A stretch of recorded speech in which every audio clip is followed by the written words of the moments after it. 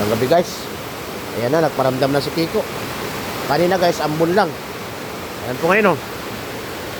Ayan lakas. Hindi pa po tumatama sa kabahayan, pero yung ugong niya malakas.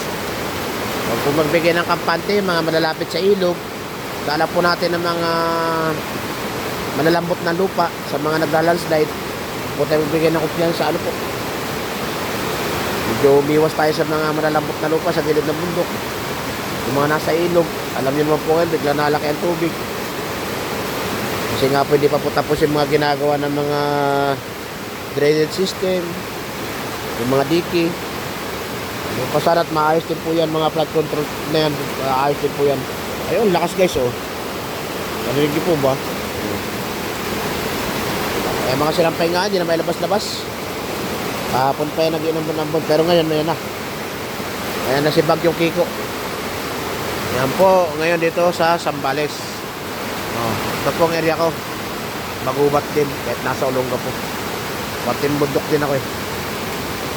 Pero masarap dito, presko. May katahimikan. Hindi masyado maraming martes. Nasa bundok ka. Kung malakas na ulan na. Kapo-kapote, bota. Importante lalo sa mga bata na pasok.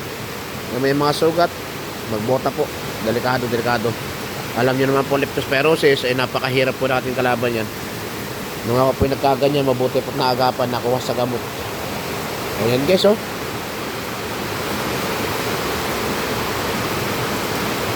Hirap. Hirap ng buhay tapos ganyan mga panahon. Naku po.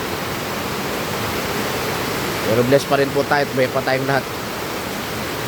Sana maulanan tayo ng biyaya. Mamaya, pag sikat ng umaga, meron tayong magandang blessing galing kay Lord. Ayan lang po muna guys. Ingat po tayong lahat. Magandang gabi po sa ating lahat.